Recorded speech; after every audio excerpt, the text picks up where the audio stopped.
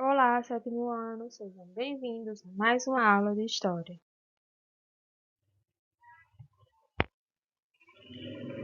Quando nós falamos em mineração no Brasil colonial, nós estamos falando do ouro explorado nas regiões que hoje formam os estados de Minas Gerais, Goiás e Mato Grosso. Nessas regiões tinha o chamado ouro de aluvião, que era um ouro encontrado na superfície, no leito dos rios, e ele é resultado do desgaste de rochas, causado principalmente pela ação do vento e da chuva.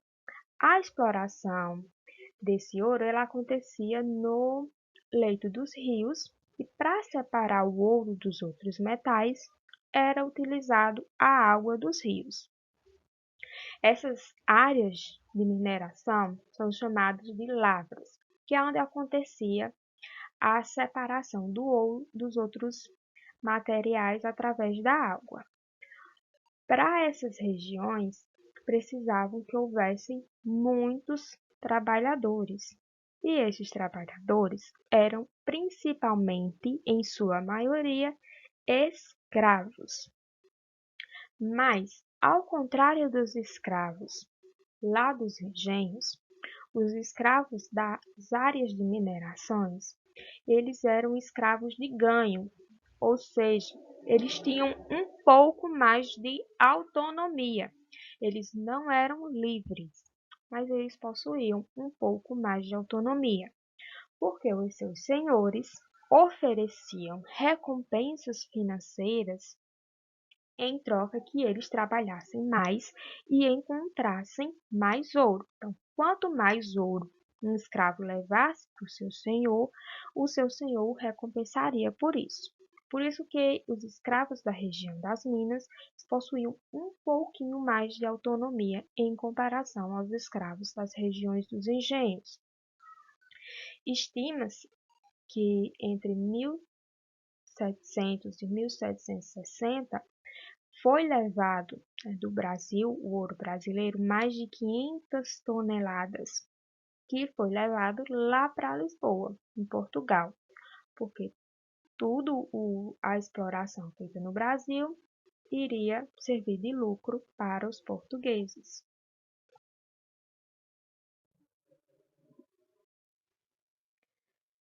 Como era a coroa portuguesa que lucrava com a exploração do ouro, era preciso que o governo das regiões das Minas taxasse o ouro para tornar ele legal. Então, um minerador, se ele recolhesse 10 quilos de ouro, ele precisava ir nas casas de fundição e ele era taxado nesse ouro. Então, ele perderia 3, 4 quilos desse ouro, ficaria para a coroa e o resto para ele. Só que as pessoas, começaram a contrabandear ouro para não pagar essa taxação. Brasileiro, sempre quer dar o seu jeitinho. Mineradores, comerciantes e mesmo clérigos, alguns padres, eles escondiam ouro para evitar a taxação da coroa. Uma das formas que eles encontraram foi a criação de casas de fundição ilegais que falsificavam as barras de ouro com o selo real. Uma das formas também bem engenhosa que eles pensaram foi esconder ouro ou diamantes dentro de imagens religiosas ocas. Retiravam toda a parte de dentro dos santos e preenchiam com ouro e tampavam novamente. E essas imagens religiosas passaram a ser conhecidas como santos do pau oco, porque por dentro eles não tinham nada e eles estavam sendo usados para o contrabando.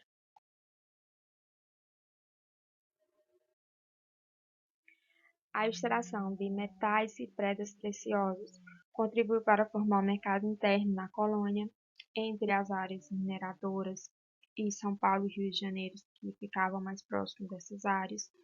Durante as primeiras décadas de exploração das minas, faltavam produtos básicos para a população, como alimentos e roupas, não tinha lavouras, os transportes de produtos para essas áreas eram feitos por tropas de burro e era demorado e caro. Então, as pessoas quando iam procurar produtos nas áreas mineradoras, elas compravam por um valor muito alto em comparação a onde esses produtos eram obtidos, como, por exemplo, uma libra de açúcar, lá em São Paulo, era R$ 120, mas lá na região das Minas era R$ 1.200, porque era mais caro, porque era mais difícil encontrar esses produtos. Os produtos precisavam ser ido buscar em São Paulo, no Rio de Janeiro ou no Nordeste e serem levados para essas áreas mineradoras.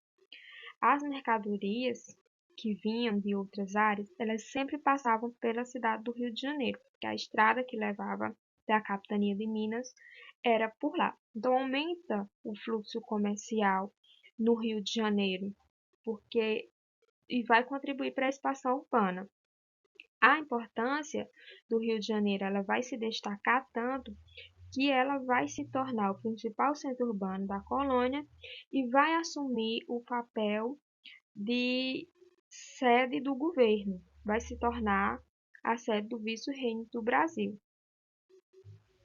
a nossa segunda capital.